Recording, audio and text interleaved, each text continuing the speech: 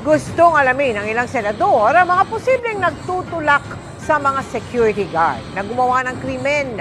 Kabilang sa tinalakay, yung tamang haba ng trabaho at pasahod, pati panukalang taunang neuropsychological exam.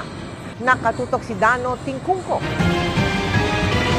Sa isang viral video sa Cebu noong September 2023, biglang itinulak ng gwardya ang isang metal barrier para pigilang makaalis ang isang motorsiklo kaya ito natumba.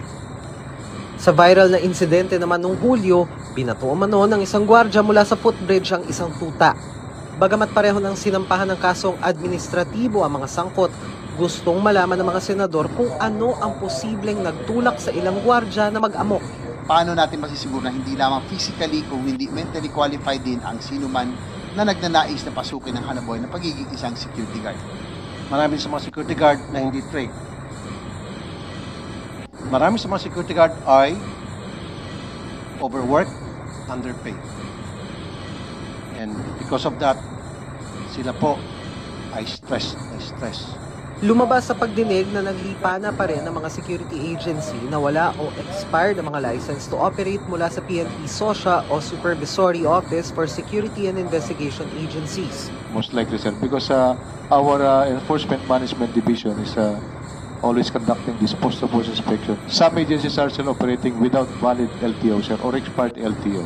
O kaya nga, bakit yung pinababayaan yan? We are, for the enforcement side, sir, we are still having these RCSUs to conduct their area post-to-post inspection. I cannot Mahigit 1,000 ahensya na raw ang inisyuhan ng cease to operate. Sinita rin ng mga senador ang mga ulat na may pinapagawang iba sa mga gwardya tulad ng pagpaparking attendant, paglilinis at pagsagot sa telepono. We will examine the employment records for at least 3 years, interview the employees, and inspect work premises po to determine the compliance with the labor general standards. Pati ang late umanong pasahod sa ilan. Meron advisory number 15 ang DOLE, which states na dapat bayaran ng tama as per contract rate. And it should be on time. Pinag-usapan din kung dapat gawing tauna ng neuropsychological exam sa mga gwardya na agency ang sasagot, pati ang tamang haba ng trabaho ng isang gwardya.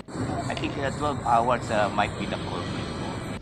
Ito sa mental and physical being ng ating mga security guards that might affect po yung kanilang disposition. So, ako medyo malakas pa ako